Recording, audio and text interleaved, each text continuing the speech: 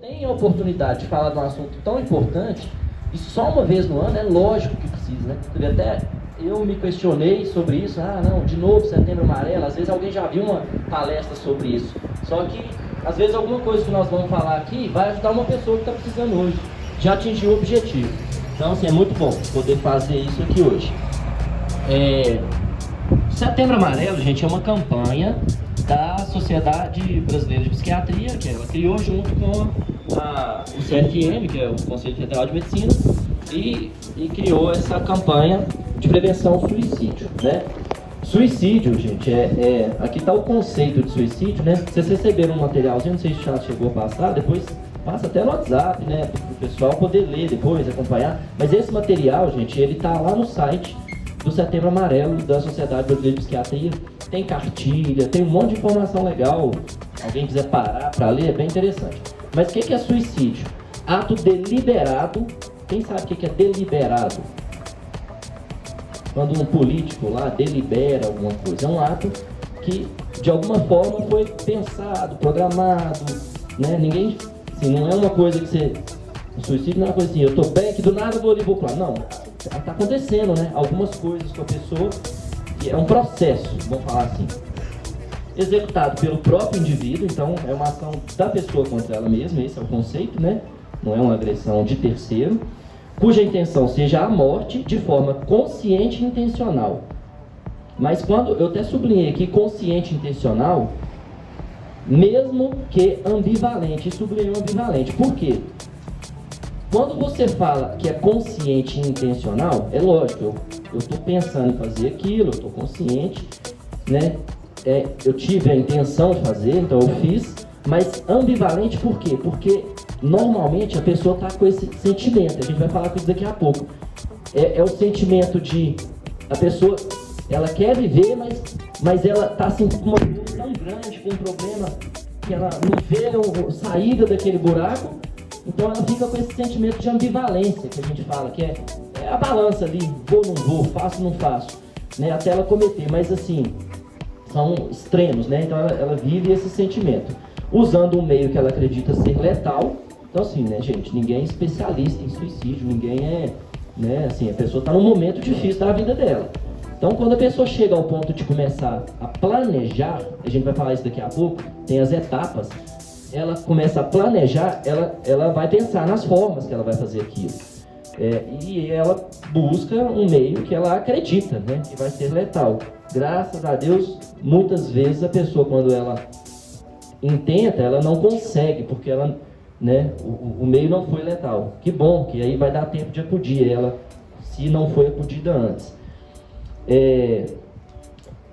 Também fazem parte do que habitualmente chamamos de comportamento suicida, os pensamentos, os planos e a tentativa de suicídio. Aí, é isso que eu comecei a falar. A pessoa está lá no momento de sofrimento, de doença mental, de desespero, né? E aí ela começa a pensar em morte. A pessoa, ela está numa angústia tão grande, numa depressão tão profunda, num transtorno de ansiedade, enfim, a gente vai falar um pouco desses transtornos que podem, principais, que levam à depressão, ao suicídio. Aí ela começa a pensar, é aquela pessoa que por enquanto está pensando, aí de repente ela menciona, fala alto para alguém ouvir assim, né? E se você ouvir de alguém isso, preocupe, ninguém fica falando isso à toa, né? Então, a pessoa começa a falar, quem sabe não era melhor morrer, eu vou arrumar um jeito de acabar com essa dor minha logo. A pessoa dá alguns sinais, ela está pensando. E às vezes ela está falando porque ela quer que alguém ouça e estenda a mão para ela. Então assim, se você ouviu alguém falando sobre morte, com pensamentos de morte, alguém da sua família, atue, estenda a mão para ela, leva ela no psiquiatra, ofereça ajuda, por quê? Gente, olha esse número aqui. Do site da Sociedade Brasileira de Psiquiatria, tá? 17% da população já teve pensamento em morte. Se aqui tiver 100 pessoas, 17, lógico que assim, né, tem as fatias, né, a gente pode estar com a amostra viciada, eu tô falando assim, às vezes você for no hospital psiquiátrico, 100% lá pensou, né, mas de forma geral, a cada 100 pessoas, 17 em algum momento da vida, de dor, de dificuldade, já pensou em morrer. É muita coisa, gente. Então, assim, é muito mais comum do que a gente fala. Aí, nesse contexto aqui, eu vou aproveitar e falar assim, muitas vezes a gente conversa com alguém, e, sei lá, na roda de boteco, às vezes eu com meus amigos falam assim, não, tô velho, já tomo remédio ali de colesterol, aí o outro zoa, não, e eu que já tô tomando de tireoide, aí o outro... Mas alguém levanta a mão e fala assim, eu tô tomando antidepressivo? É dificílimo alguém assumir isso, né? Ninguém escreve na testa, estou com depressão, estou com ansiedade, porque tem muito tabu em relação a isso. Só que são doenças, gente, assim, a gente tem que encarar isso como a gente encara as outras. Se a gente conseguir reduzir, diminuir, acabar com o preconceito, de falar sobre isso e de ouvir sobre isso, encarar isso com naturalidade. Às vezes uma pessoa fala para você assim, eu tô tratando depressão. Nossa, você tá deprimido? Nossa, que frescura. Não, você virar e falar assim, você tá bem? Tá bem com o seu tratamento? Você tá conseguindo superar isso? A forma de abordagem é outra, né? Então assim, encarar isso com mais naturalidade igual encara qualquer outra doença. Por quê, gente? Se você conseguir ajudar essa pessoa enquanto ela estiver no pensamento e tirar ela daquilo ali, ela vai cada vez menos evoluir para aqueles 5 ali, ó, que é a pessoa que já está no plano. Ela já pensou tanto naquilo, já sofreu tanto, que ela falou assim, agora eu vou fazer. E aí ela começou a planejar. Ela já olhou na internet como é que faz, os melhores meios. Aí ela já foi na loja, já olhou quanto que é o metro da corda, já olhou uma arma para comprar, já comprou um veneno. Então ela está planejando, ela já está pensando, já está escrevendo uma carta. A pessoa que fez uma carta, gente, se vocês acham uma carta, né, de algum familiar, ela já está planejando, ela só não fez, mas ela vai fazer. Quando ela chega na parte do plano, gente, você vê que a proporção é bem maior, né? Se você pegar percentualmente, a pessoa que está planejando, provavelmente ela vai fazer se ela não for ajudada, né? Olha ali, 5 para 3. Então, quer dizer, mais de 50% das pessoas que estão planejando, elas vão fazer. Então, assim, se você conseguir ajudar alguém nesse momento, não consegui, não percebi que a pessoa estava daquele jeito quando ela estava nos 17%, mas, agora eu já estou vendo que ela está planejando, né? Então, o planejamento, às vezes, é uma urgência psiquiátrica, tá, gente? A pessoa que está planejando, às vezes ela está ali naquele momento que ela vai fazer, às vezes a gente tem que internar essa pessoa. E, assim, às vezes a pessoa que está planejando não vai por conta própria, então... Às vezes a pessoa, o familiar, o amigo, tem que intervir nessa hora meio que, né, assim, olha, vamos comigo ali agora, eu vou te levar no médico, porque às vezes é caso de internação para a pessoa sair desse estágio agudo, intenso, né, e voltar ali para, né, sair do pensamento. Então, planejamento, muitas vezes quando, às vezes me ligam, né, como médico de trabalho, às vezes alguém de alguma empresa liga e diz, Arthur, tô com funcionário assim, ele tá falando nisso e tudo, e aí só que a pessoa não sabe se ela tá. Eu falo assim, pode levar para um psiquiatra avaliar agora. Então, às vezes, no pronto atendimento que tem a psiquiatria ou no serviço de psiquiatria, porque às vezes é caso de internar. Então, e a tentativa, gente, é o caso, né, que às vezes chega lá no pronto-socorro, a pessoa tentou e a gente vai atender, 1/3 a pessoa consegue, né, infelizmente, cometer o suicídio. Então a gente tem que pensar, nesse slide, a gente tem que pensar o seguinte, que a gente tem que pegar a pessoa antes de chegar lá no 1, né? Fator de risco. Quando a gente fala em fator de risco, gente, a gente fala de 2 aspectos primordiais para suicídio, são a presença de doença psiquiátrica. Quase, assim, a gente pode falar em 100% das pessoas que estão com pensamentos suicidas, que estão, né, planejando, elas têm alguma doença psiquiátrica ou não diagnosticada ou não adequadamente tratada. Às vezes a pessoa tem um diagnóstico, mas não está tratando. Acontece muito. Às vezes um transtorno psiquiátrico que leva a psicose, os mais intensos, assim, que a pessoa, ela, às vezes tem que dar um remédio para ela e retomar, né? Então, às vezes ela está diagnosticada, está com a receita do médico, mas não está tomando o remédio, né? Ou ela, assim, está no sofrimento, está sentindo aquele tanto de coisa, mas não foi procurar o médico. Então, assim, porque quando a gente fala em diagnóstico, é a partir do momento que o médico avalia e começa a tratar. Mas quando a pessoa sente, às vezes ela não sabe que aquilo é uma doença. Ela está sentindo, estou sentindo um tanto de coisa ruim. Mas às vezes ela não atirou assim, eu estou doente. Né? Ela fala só assim, eu estou com angústia. Porque tem uma grande diferença, gente. em, por exemplo, passar um momento na vida difícil, ficar triste, choro, o luto, por exemplo, perder um familiar. Tem as fases do luto, é normal uma pessoa, quando ela está no luto, sofrer mesmo, só que isso tem as fases.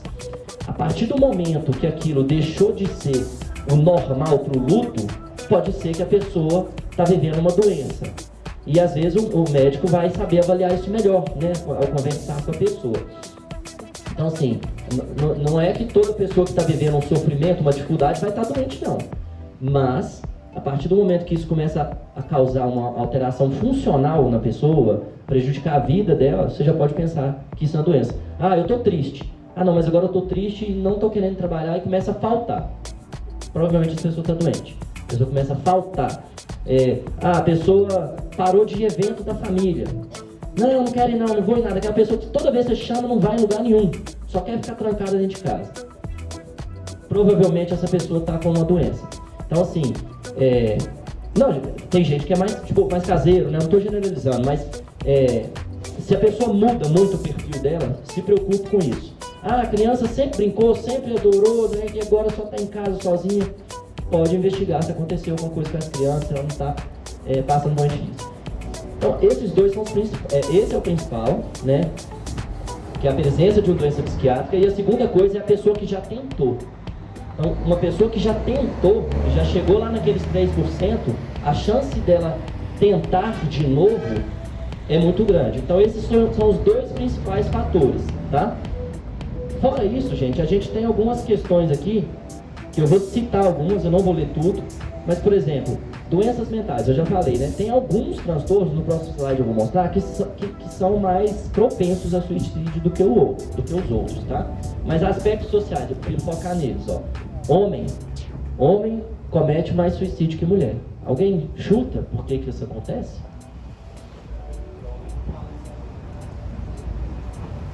Pé de chão? É porque o homem não fala de sentimento. Homem, parabéns, obrigado por participar, viu, Maicon? Homem vamos falar assim, mais resistente, gente. O homem não se abre igual a mulher. E assim, às vezes a gente tem aquela visão, né? Ah, mulher histérica, mulher frágil, fraca. Não, ela é forte, porque ela consegue falar daquilo. E você, homem, que não consegue nem falar daquilo, entendeu? Então assim, ela busca mais ajuda, ela consegue falar mais sobre aquilo, então é mais fácil de ser ajudada, né? Por isso que a gente tem essa estatística de come mais. A faixa etária entre 15 a 30 anos e acima de 65, pessoas que não têm filhos, moradores de áreas urbanas, desempregados ou aposentados, isolamento social, pandemia, né, gente? A gente viu aí aumento de doença mental na pandemia demais. Isolamento social causou muito adoecimento mental nas pessoas. Populações especiais, indígenas, adolescentes, moradores de ruas. Aspectos psicológicos, então perdas recentes. Perdas recentes, igual eu falei, pode ser normal só o luto. A gente está no sofrimento. Mas uma pessoa que às vezes já tem uma doença mental, ela já está mais no limite, ali está tranquilo, está estável, mas é um gatilho, né? Para vir uma piora naquele quadro da pessoa. Pouca resiliência, personalidade, aí que a gente fala mais, gente, de personalidade. Personalidade impulsiva, agressiva. Existem hoje transtornos de personalidade. Cada pessoa é de um jeito, né, gente? Até é um pouco difícil falar em transtorno de personalidade, porque, assim, qual que é a personalidade normal? Existe uma personalidade normal? Mas, assim, na psiquiatria, quando você vai lá ler os critérios para transtornos de personalidade, normalmente é aquele transtorno que está te causando um problema. É normal, às vezes, um cara ser mais nervoso, mais estourado? Mas se aquilo chega ao ponto de ele sempre estar brigando, às vezes chegar às vias de fato, de forma recorrente, esse cara pode ser um borderline lá. É o cara estourado, mas que volta e meia tá lá na delegacia. Isso é um transtorno de personalidade, né? Não é só um perfil da pessoa. Condições de saúde limitante. Então, pessoa que tem dor crônica. Tem várias doenças que causam dor crônica. A pessoa sente dor todos os dias da vida dela. A pessoa começa a pensar numa maneira de acabar com essa dor. E aí vem os pensamentos de morte. Se eu morrer, para. É assim, né? Então, Trauma medular, pessoa que está acamada, pessoa que sofreu um trauma que paralisa o corpo, né? Então, assim, algumas doenças neurológicas mais graves tendem a ter mais esses pensamentos, esses sentimentos. Aqui eu já falei um pouco sobre isso, mas alguns transtornos psiquiátricos, e isso quem vai diagnosticar normalmente é o psiquiatra, o médico, eles levam a maior chance de suicídio do que outros, né? Então olha ali, gente, transtorno por uso de substância psicoativa. Pessoa que dependente químico mesmo, né? Então assim, de várias substâncias, eu não vou especificar nenhuma aqui não, tem umas que levam mais que as outras, mas assim, pessoa que tem o transtorno causado por substâncias psicoativas. Esquizofrenia, transtornos de personalidade. Transtorno de humor, gente, é uma gama, tá? Quando a gente fala em transtorno de humor, a gente fala de depressão, a gente fala de transtorno bipolar, são vários, tá?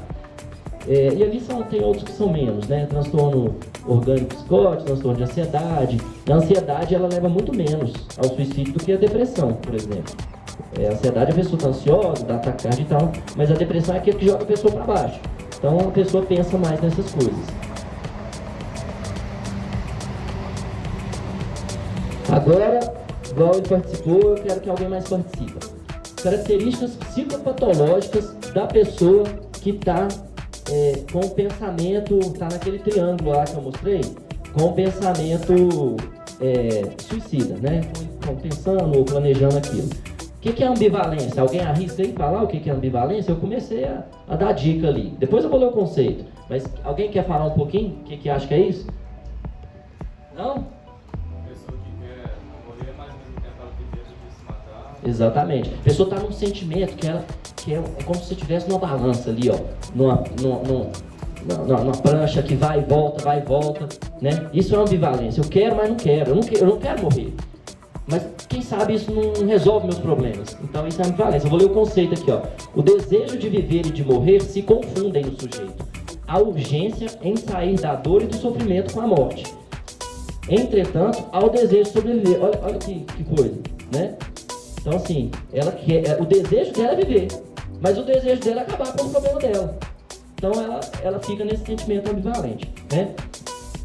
Muitos não aspiram realmente morrer, apenas queriam sair do sentimento momentâneo de infelicidade, acabar com a dor, fugir dos problemas, encontrar descanso ou final mais rápido para o seu sofrimento. Aquela pessoa que está falando em sumir, tá? Quando a pessoa está falando em sumir, pode ser que ela fala em sumir, a vontade de sumir.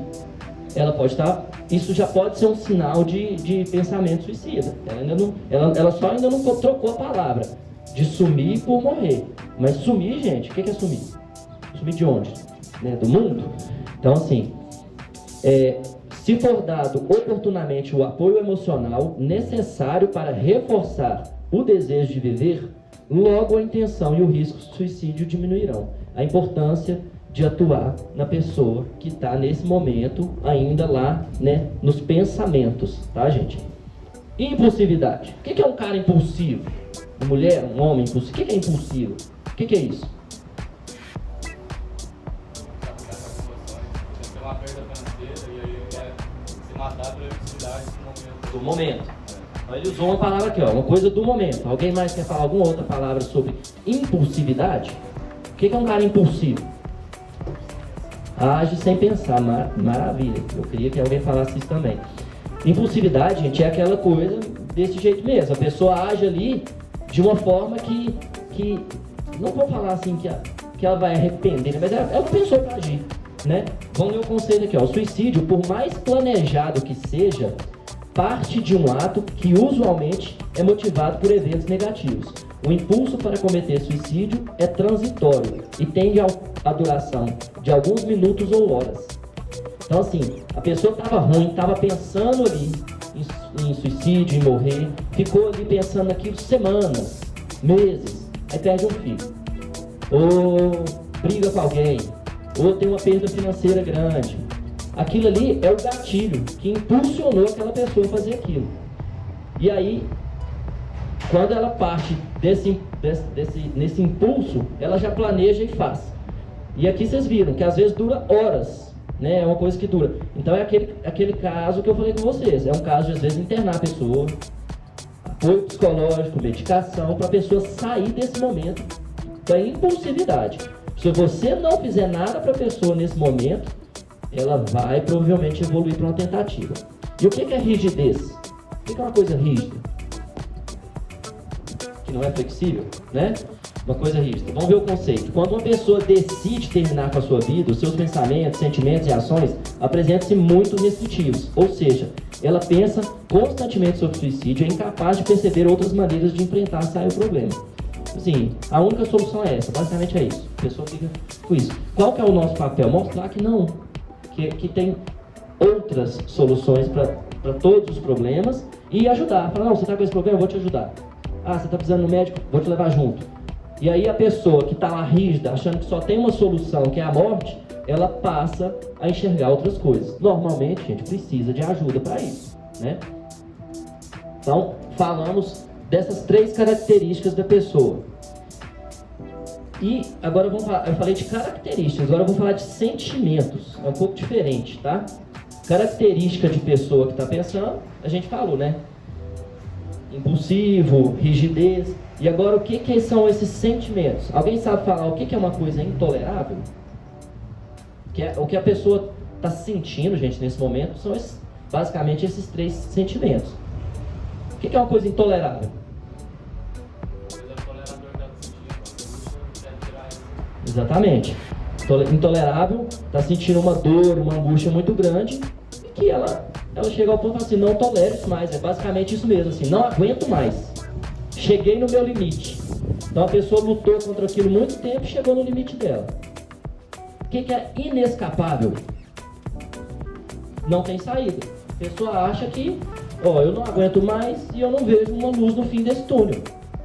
Então, isso tudo está ali dentro da cabeça da pessoa, está sentindo aquilo, né? Não aguento mais, não vejo uma luz no fim do túnel, né? Às vezes a luz no fim do túnel é o amigo que estendeu a mão, é o familiar que falou assim, vou te ajudar. A luz acende lá no fim do túnel, né?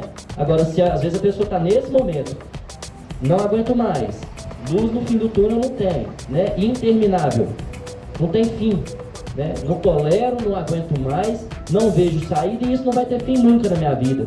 Então eu vou dar um fim nisso, vou morrer, né? São os sentimentos que passam na cabeça das pessoas nesses momentos. Então, gente, a gente falou aqui um pouco sobre o conceito de suicídio, né? Essa parte do planejamento, pensamento, planejamento, a importância de agir no momento que a pessoa está precisando, antes de chegar numa fase de planejamento, antes de chegar numa fase de pensamento, né? Para a pessoa não realmente atentar contra a própria vida. Gente, suicídio, agora vou falar um pouquinho de mitos aqui, a gente vai falar rapidinho, a gente ainda está bem tranquilo, falta 6 minutos aqui. Mas, mitos e verdades sobre suicídio. Antigamente, eu não sei se vocês viam, tinha isso assim, a mídia não fala nada sobre suicídio, alguém se suicida, não pode sair notícia sobre isso não, porque vai estimular outras pessoas a fazer. Tinha isso. Gente, isso não existe. Quanto mais a gente fala, mais isso se torna natural de ser dito e mais a pessoa que está vivendo isso vai se sentir segura para falar e buscar ajuda. Então, vamos falar um pouquinho de mitos e verdades. Eu vou falar assim, mito. O suicídio é uma decisão individual, já que cada um tem pleno direito e exercício ao seu livre-arbítrio. Olha isso, hein? Falso. Os suicidas estão passando quase invariavelmente por uma doença mental que altera de forma radical a sua percepção de realidade e interfere em seu livre-arbítrio. Livre-arbítrio, gente, a gente pode fazer o que a gente bem quiser da nossa vida, né? Cada um tem o seu direito. Mas a pessoa daqui, quando está desse jeito, ela está com esse livre-arbítrio prejudicado, porque ela não está conseguindo pensar de forma adequada. Tem uma doença mental que está atrapalhando. Então, às vezes a gente já viu o caso de falar assim, internou à força. É porque naquele momento, gente, se você não fizer uma internação compulsória, que a gente fala, a pessoa que acha que aquilo é a última solução, ela está naquele momento, ela vai fazer. E às vezes, você atuando ali de forma compulsória, às vezes é necessário, você está agindo para tirar ela daquelas horas, aqueles poucos momentos que a gente fala assim, que se eu não atuar na hora, ela vai fazer. Se eu não pegar e levar agora e ajudar, ela vai sair ali e vai fazer alguma coisa. As pessoas que ameaçam se matar não farão isso, querem apenas chamar a atenção. Isso aqui, gente, a gente ouve demais, né? Assim, não, aquele ali tá querendo fazer graça, né? Então, assim, não é isso, gente. São sinais. Então, assim, se você tem um filho, uma criança, normalmente a gente vê muito em jovem, adolescente, fazendo automutilação, né? Cortando ali. Aquilo ali não vai causar morte mesmo, não, tá, gente? Mas é um sinal muito sério de que aquela pessoa está precisando de ajuda, tá? A maioria dos suicidas falam das sinais, é aqui que a gente está falando. Ninguém está dando piti e fazendo show para ninguém, não. Ela está dando sinal, levantando a mão e falando assim, me ajuda. Se a gente vê isso de uma forma preconceituosa, a gente vai empurrar aquela pessoa pro buraco, né? Não é isso que a gente deve fazer. Quando uma pessoa pensa em suicidar, terá risco de suicídio para o resto da vida. Falso. O risco de suicídio pode ser eficazmente tratado e após isso a pessoa não estará mais em risco.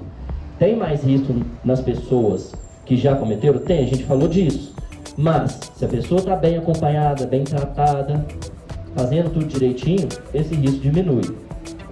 Quando o indivíduo mostra sinais de melhora ou sobrevive a uma tentativa de suicídio, está fora de perigo. Não, é o que eu falei, né? A pessoa já tentou, né? Chegou lá, saiu bem do hospital. Se você não ajudar ela, né, a tratar a doença de base, a ajudar as questões que ela está vivendo, ela vai tentar de novo. Tá? Se uma pessoa que se sentia deprimida e pensava em suicidar-se, em um momento seguinte passa a se sentir melhor, normalmente significa que o problema passou? Não, a gente fala disso aqui agora. Às vezes ela está num momento de impulso, quase fez, mas não fez.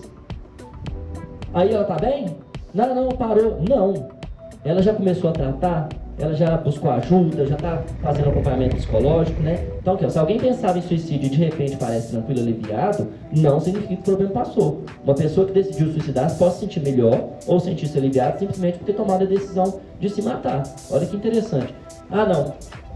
Tô sofrendo. Aí ela falou assim, agora eu vou fazer. Começa a planejar. Aí ela começa a ficar bem. Porque ela falou assim, opa, eu já estou planejando aqui e daqui uns dias eu vou ficar livre disso. Aí aparentemente aquela pessoa está bem, mas você não sabe, ela saiu do pensamento e está no planejamento. Entendeu? Ela não está bem, ela está pior. Já está planejando. É proibido que a mídia aborde suicídio. Falei disso aqui agora, né? Pelo contrário, hoje em dia, que bom, cada vez mais a gente vê falando sobre isso. As empresas, a mídia. Não devemos falar sobre suicídio, pois isso aumenta o risco. Falso, acabei de falar isso também, né? Quanto mais a gente fala, mais a gente estimula a pessoa que está vivendo esse momento a ser ajudada. Busque ajuda. A mensagem principal é busque ajuda e ofereça ajuda, tá, gente? Porque eu falei assim, para a pessoa buscar ajuda nesse momento, às vezes é muito difícil. É muito difícil. E ela dá sinais, a pessoa vai dando sinais.